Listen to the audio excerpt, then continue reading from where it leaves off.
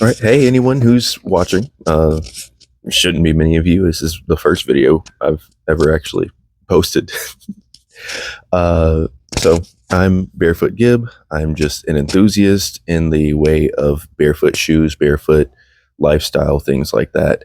And I've been a very, very long time viewer and enjoyer of Foot Dr. Zach's content. Mostly because I've been hoping that one day he'd tackle this topic. He's taken a few sly jabs at barefoot shoes, anatomical shoes, and the community around it, which I've wanted to respond to, but I'm just not the kind of person.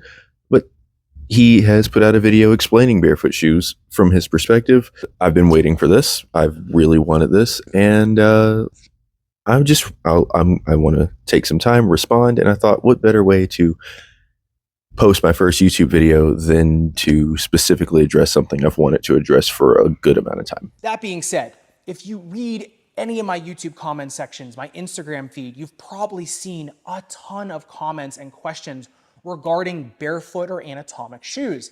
And at least to me, I don't want to say that there's a lot of dis or misinformation out there, but I feel like there's a lot of incomplete information out there.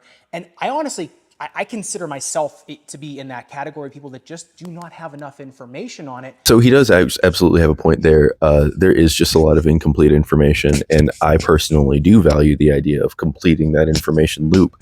But I think part of the problem is that there are a lot of foregone conclusions and presupposed truths that we really need to break down and understand before we move forward. And I see him as someone who doesn't really do that necessary work to do that specific thing as well. Number one, because a lot of the literature and a lot of the science on it is not settled. There's a lot of commercial bias in the research of footwear, both in the area of barefoot and anatomic shoes, as well as, more traditional shoes out there. So there is a lot to sort through. And I also feel like a lot of times when people are very vehemently, recommending barefoot anatomic shoes for almost every foot, ankle, lower leg, and biomechanical ailment up the chain, a lot of the times that information and those recommendations don't come from a place of complete sound foundations of anatomy and biomechanics. So I can sort of agree. I'm just an enthusiast. I don't really have a fleshed out understanding of anatomy, biomechanics, whatever. The understanding I have is very basic. But I also have the ability to logically deduce things. And, it's like when we start saying certain things are essential and necessary, very important for certain people, but then we find that history, for instance, is one perspective that doesn't agree. We find that statistics in some perspective doesn't agree. That's where I sort of end up having this disagreement, this disillusionment of, it doesn't matter if I know podiatry. For me to say what you're doing in podiatry doesn't seem to be helping if I know about history and I can track the positive effects and negative effects of certain things through history without necessarily being able to break down exactly which of the 26 bones in the foot is most affected or which of the 33 muscles, right? So what I did was I compiled a list of questions from subscribers, my own patients, as well as just questions that I have had that I've asked myself to try to get, more confident and more competent on this subject. And hopefully these prompts will help you make a more educated decision on whether barefoot or anatomic shoes are right for you. So the thing with barefoot and anatomic shoes and whether or not they are right for you is a complete matter of perspective. There is no objective right or wrong in the vast majority of cases. Unless you literally just have a leg that's a foot shorter than the other, you're probably not going to have such a strong imbalance that it is necessary for you to have some sort of podiatric intervention in order to function in any ideal manner. That's just the way it is. So whether or not it's right for you, that's going to be a personality thing. It's going to be a perspective thing. Are you willing to put in the work necessary to condition yourself to be able to handle the load of a barefoot shoe? So let's get into it. So the first question I had was just something to clarify. Well, what is a barefoot shoe and what is an anatomic toe box shoe? Because they aren't the same, and I hear a lot of people conflating the two together. So, a minimalist or barefoot shoe is a shoe that has no padding underneath of it. It is a shoe that really only has rubber on the bottom to protect your foot, right, from abrasion, and then an upper that conforms to the shape of your foot. The interesting thing is, though, is I've seen barefoot and minimalist shoes have midsole foam in them. They say like there's midsole foam cushioning. So my follow-up question to that is, of what is a barefoot shoe, is how much midsole foam constitutes a minimalist or barefoot shoe versus just a regular shoe? What is the difference? Because if you're buying a barefoot shoe, don't you want it to be barefoot? Now, an anatomic toe box or an anatomic shoe is a shoe that is made in the shape of what either the manufacturers or the designers of the shoe feel is the ideal human foot shape. So that means that not all barefoot shoes are anatomic and not all anatomic shoes are barefoot. You can have shoes that have high stacks of foam with in a big shank with an anatomic toe box. You can also have minimalist or barefoot shoes that don't have, a quote unquote anatomic toe box shape. Now, this anatomic toe box shape, you can see on most of these, a lot of room around the lesser toes, right? And, the midfoot is maybe a little bit wider. The problem with that is that that's not anatomic to everybody, right? There is a range of normal, in terms of anatomy and biomechanics, but there's also a lot of outliers, right? So for me, a lot of times in anatomic toe box shoes, they don't really fit my foot all that well versus a shoe. Take the Puma MB04, which a lot of people will find to be an absolute torture chamber because it doesn't fit their foot very well. This shoe fits my foot like a glove. So the term anatomic type shoe, to me, I don't love. It's the shape of a shoe that people think will allow the most toe expansion, not necessarily what is anatomic or normal for your foot. So there are a few things that I want to break down a bit here because it shows a Nike Free, and no one in the space would refer to a Nike Free as a barefoot shoe. So I think really, I'm not going to try to say anything malicious is going on here. This is just a matter of the issue of there is no real set terminology for what's going on in this space in the shoe world. There are no real set strict parameters for it, right? So if you go to one company, you go to another company, they'll call it minimalist footwear or they'll call it barefoot footwear. And some companies will be minimalist and they'll offer minimalist shoes that are cushioned. Some companies will have a barefoot shoe and they'll have a barefoot shoe that is mildly cushioned. Where I think he sort of is mistaken is that he's equating a low stack height or minimal cushion to barefoot.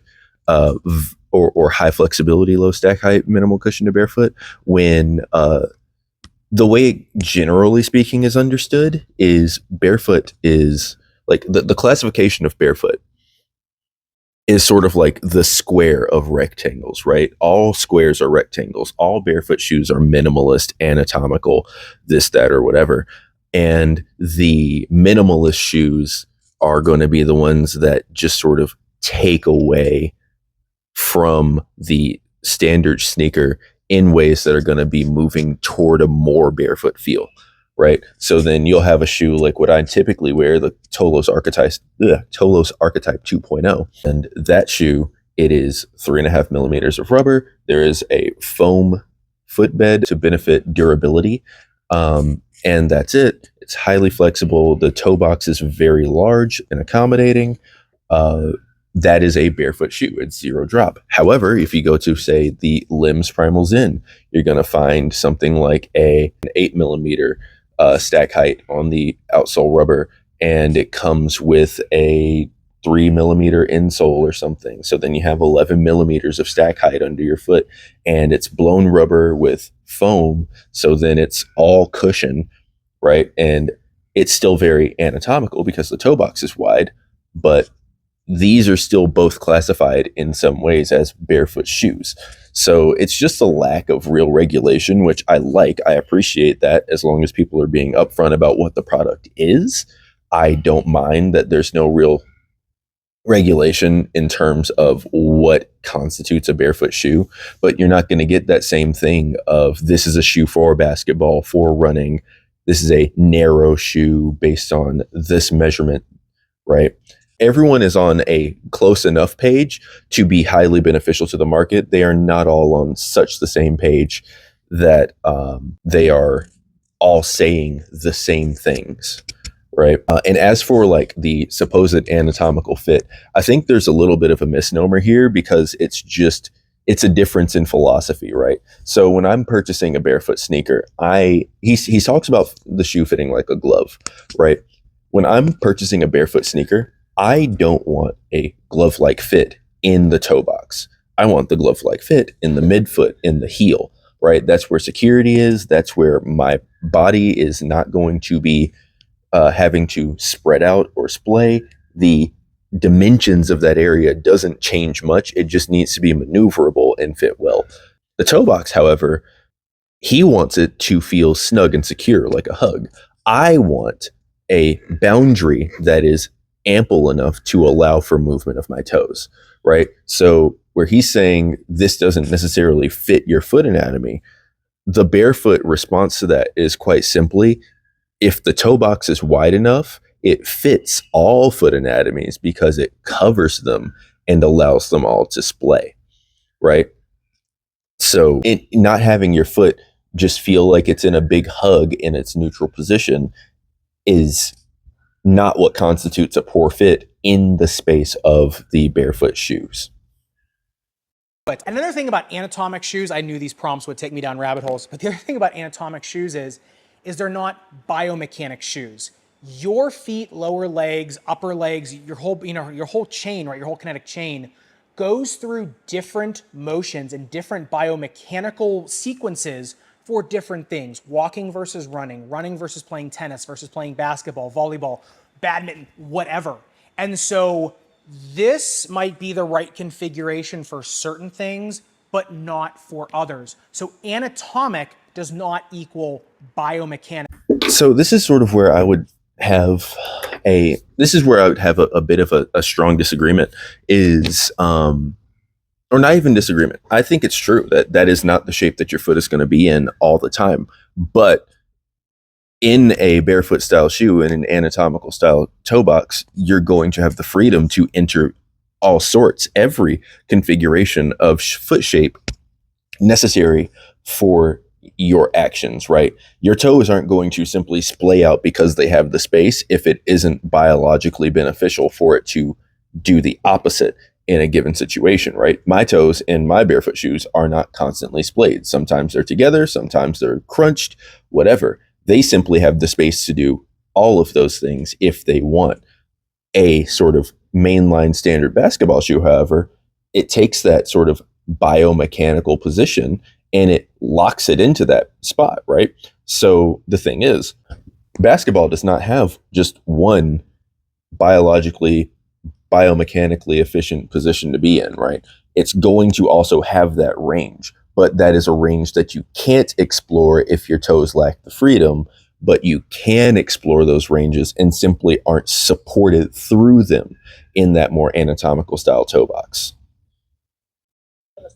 Now, this next question is probably the most common one I get in my office from patients, and it is, what is the purpose of barefoot shoes? Now, this one's interesting because depending on who you talk to and depending on the use case, the answer is different. So in running, which to me personally is the best use case of barefoot shoes, in running, a barefoot shoe is meant to get you or encourage you to strike more forefoot, right? And stop striking mid or rear foot. It's also meant to allow your strike to be lighter with less peak pressure, less shock up your leg, and just allow you to disperse more weight naturally through the natural shock absorbers in your feet and legs. And the research on this is actually really good. There is really good anatomic and biomechanical studies of this that do show that wearing barefoot shoes over time does lower the peak pressure with striking, right? And it does get you into more of a forefoot strike, makes your foot stay on the ground for less time, right? It overall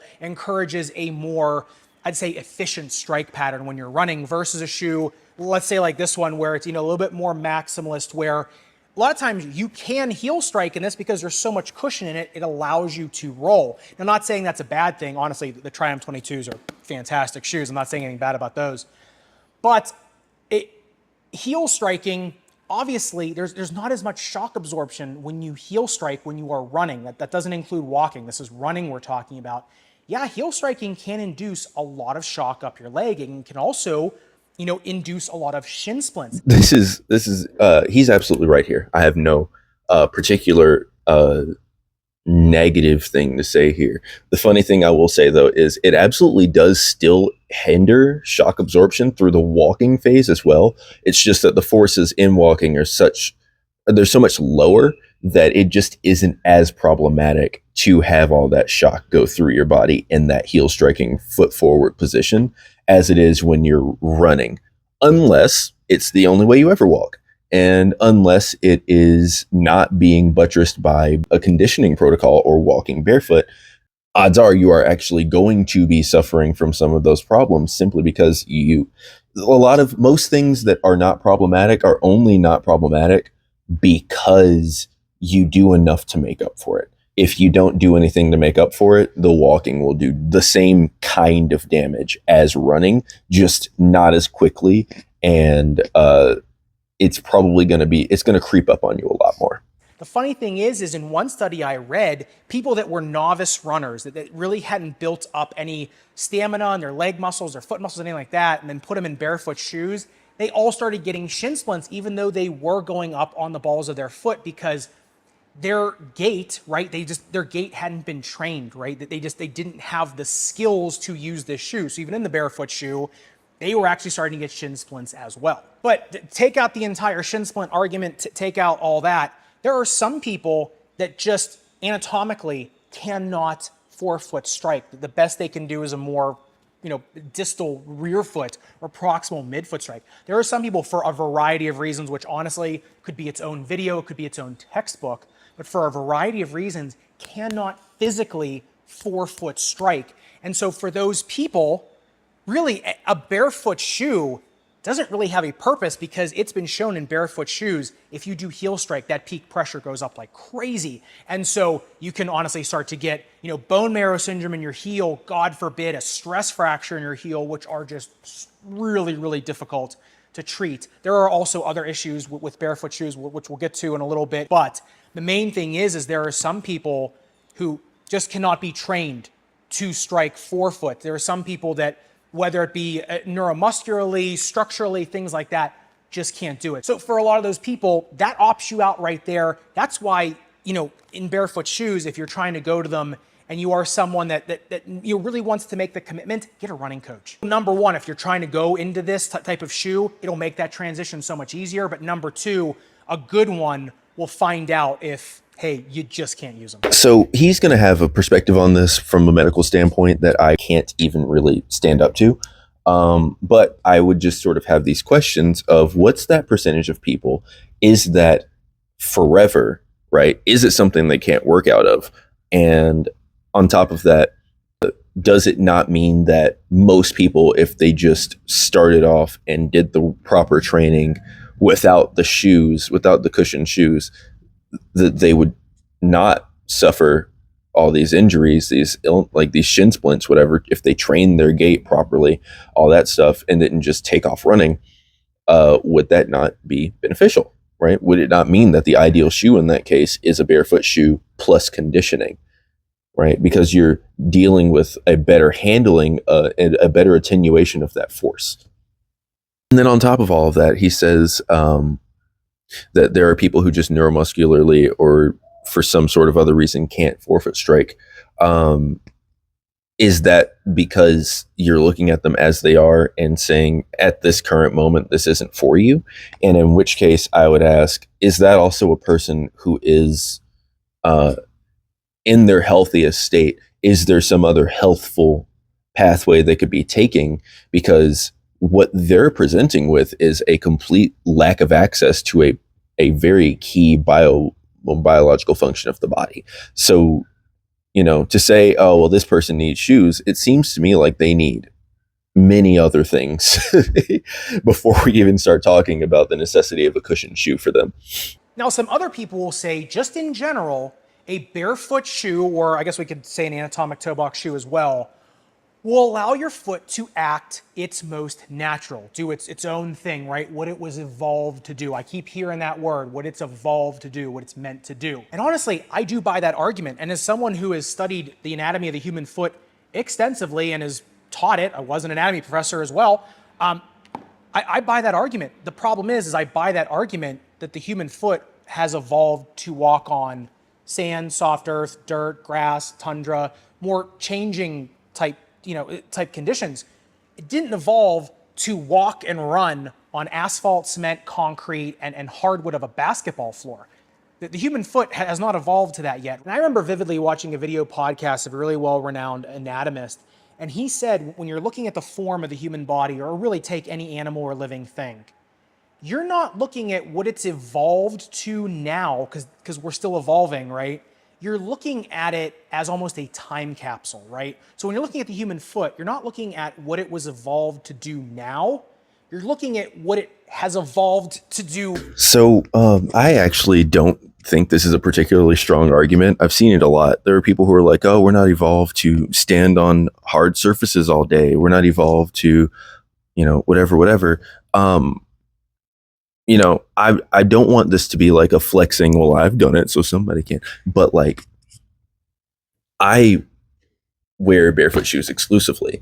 I don't have any sort of need for arch support. I actually only even wear shoes at all because they're kind of like, if I worked in a wood shop barefoot, I don't think I would step on anything. If I did step on anything, I don't think it would go that poorly, but I could drop something on my foot. I could, and my dad, who I work with, he he wouldn't enjoy that. So it's like, I do it for the visual. I do it for, other things, but like, it's a weak argument because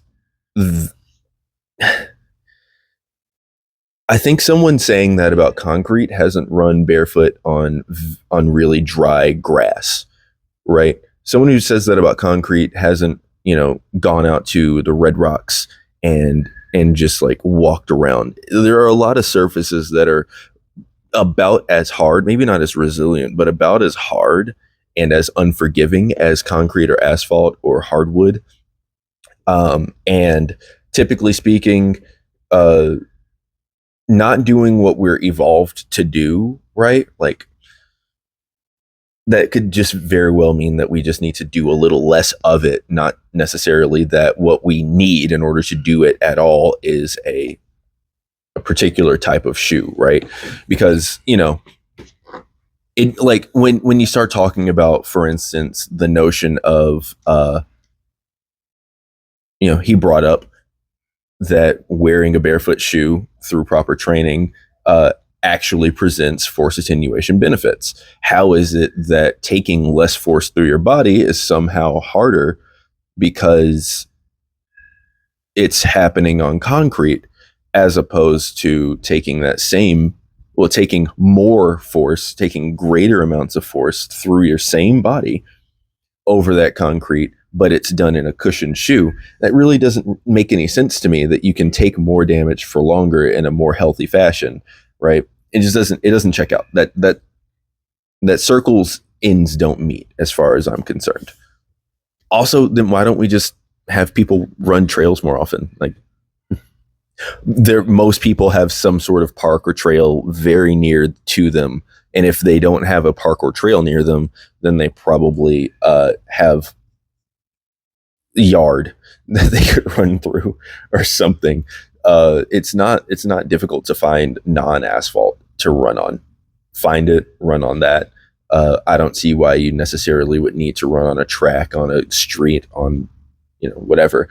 And then as far as basketball, it's hardwood, but like, you're playing on it for a couple hours. You don't need to have a particular evolutionary development for the specifics of doing a very highly variable activity on this particular kind of surface, such that you're not biologically able, or it's biologically inappropriate to do it without the assistance of technology. That doesn't really make any sense to me. And so with the human foot, yes, if you walk on sand, just go walk on any sand, right? Especially damp sand, you'll see that your arch makes a contour in that sand. It's the exact same contour that an orthotic is made from. And that's why orthotics are made like that. Not saying that orthotics are the be all end all to everything either, but the foam in a shoe is meant to more represent those changing conditions. Now, if you tell me that to be a better hunter or a stalker or something, right? Like take like the Outdoor Boys, right? If you watch them on YouTube, if you don't, you should. He's crazy in the best way.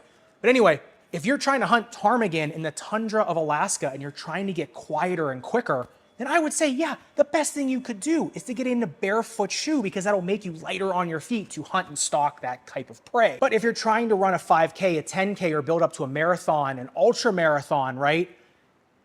Our bodies just haven't had enough time to adapt to these conditions yet. It's going to take a lot longer. Ultra marathoners very frequently run in super minimal shoes, almost entirely because the lifetime of a standard sneaker is so, it's in such a number of miles that like it doesn't make sense for them to essentially have to go through a sneaker and a half for every 3 ultra marathons that they run. So yeah, ultra runners very frequently wear minimalist shoes. A lot of them do it barefoot, because like just the foam of a shoe, especially when it's one continuous use and it's not broken up in like 15 to 20 different 10-mile runs or 30 to 40 5-mile runs. That foam just bottoms out. The rubber just peels off. These shoes break down much faster in the hands of an ultra runner. So at the beginning of that ultra and at the end of that ultra, they're not even wearing the same shoe. Essentially, the foam is just shredded at that point. So a lot of them do prefer not to rely on any amount of foam whatsoever. And that's what a more mainstream or traditional shoe aims to do. Does it always get it right? No. And are there a lot of different, opinions on the best types of foam, shank setups, shapes of those shoes? Yeah, there's a whole debate in the more traditional shoe world of what are the best foams and setups for that too. And the interesting thing is if you read some literature, there are some people that think that maximalist shoes are the true barefoot type shoes because they are most simulating those types of surfaces. Now, I also don't buy that argument really either as a panacea or as an overall argument, because to me, the human foot is designed to adapt, right? It's designed to go from sand to dirt to tundra to like somewhat rocky type surfaces and back and forth, right? Go through the woods. That's what the human foot is meant to do. It's not meant to just be on one soft surface all the time, one hard surface, right, or one in the middle. It is meant to adapt. So it's that adaptability on soft earth or on natural earth that I think that's the sweet spot. And how do we get that in a shoe? How do we recreate that adaptability while protecting the foot? I think that's where footwear science should be going, right? And I think that's the most exciting part of footwear science. Yeah, I have no notes here. This is actually this is where we can agree. The maximalist view is not. The maximalist view is, at the very least, it's not the most natural to the human foot.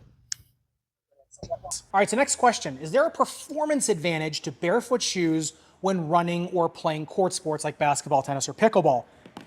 To me, in the short term, no. It's actually the exact opposite. It's actually a performance disadvantage. I very strongly appreciate that he said in the short term here, because I would fully agree. You are not going to put a barefoot shoe on, hopping from a traditional shoe and immediately draw any performance benefits whatsoever. You're going to immediately have a stark drop in performance. I will never deny that, even as the most enthusiastic supporter of barefoot shoes. Let me show you why. We'll take running, for example. In a traditional running shoe, or I should say, not even a running shoe, during push-off, right, the push-off phase of gait, when you're propulsing forward, your metatarsal heads stack, and your foot needs to be as efficient as possible, right, to get the most force transmitted through your foot, all the way down your connect chain through your foot into the ground, right, to create those ground reactive forces. The higher the ground reactive force, and the more you propulse forward. That's why you see these super shoes have these giant carbon fiber plates in them, all this really thermoplastic, very elastic foam, because it's trying to take all that energy you're putting into it and push you forward more efficiently. I am actually going to disagree on that, because what you're also doing by splaying your toes is positioning each muscle to actually be able to output, and then also understanding that the ground reactive force is being created through the entirety of your body. So that slight differential in surface area, especially when he's saying the stack go like your metatarsal stack coming in, right, makes it better. It's also going to be put out to a shoe that has a very wide base. So that same issue of surface area is going to be there, usually way worse, right? These are not going to be like, right, the surface area problem would become way worse on that more standard shoe, especially one of the super shoes, because when you look at the area around the ball of the foot, they are typically much wider than any human foot ever is, right? So that launch point is going to have a much greater surface area than if you were just using your natural toe splay. But then on top of that, you are less able to adapt to what is the most ideal alignment of your musculature to put out that force if you are not doing it in a barefoot style shoe, because you can't adapt, as he said before. I will, however, definitely say that ground reactive forces are lower in barefoot shoes, right? And I doubt he's going to get to that right now, but we'll see. If you're splaying your toes and your metatarsals for that matter, the push-off force and the efficiency goes way down because you're spreading it out amongst a larger surface area. That's why you see a lot of running shoes, especially super shoes, be more pointed, have less room in the metatarsal area, especially not even toe box. I mean, toe box, sure, because it's the last thing that comes up off the ground, but it's more the metatarsal areas to allow those metatarsal heads to stack together and then push off, ending with your big toe. So if you're splaying, actually, it's the opposite. Same with basketball, right? You're trying to get up off the ground. You're trying to jump up for a dunk or a rebound more efficiently, right? Say you're trying to get that last minute rebound and it's you versus somebody else. Don't you want that shoe to be as efficient as possible pushing off? That's why you see a lot of people that wear barefoot shoes end up getting crazy blisters because they're splaying and they end up pronating instead of supinating when they go to jump because their feet just can't, help them up off the ground. So I don't really see where this is coming from, because I play basketball exclusively in barefoot shoes, the Tolos I mentioned earlier. So there's literally no stack height. My feet can enter that metatarsal stack perfectly fine with a wider toe box. They don't have to take up the space of the toe box, right? But then with that, I've never experienced any blistering of any sort, even playing hours and hours. And I do have somewhere north of a 40-inch vertical when I try. I do very much play an athletic, above the rim style of play. I do a lot of sprinting, a lot of running, a lot of jumping. I experience nothing like what he's talking about in there. So I've never heard of it. I personally, deep in this space, I've never once even heard a single claim of this. If he's seeing it, then he's seeing it. I'm not telling him he's lying. But I don't hear it. I've never heard of it. And it's not something I experience as someone doing exactly what he's talking about. All right, guys. So that's all the time I have. That's going to have to wrap up the reaction. I'll do a part 2 some other time when I have time to record. Don't know when that'll be. But overall, so far, it's been sort of 50-50. I don't think he's really made any glaring mistakes on anything. I would love to hear what else he has to say about it. I haven't seen the whole video yet, and I'm going to refrain from watching the video until I can record another reaction. Overall, some good points made. Some I don't necessarily think are all that good, but we'll see where it goes. Thanks for watching, and talk to you guys later.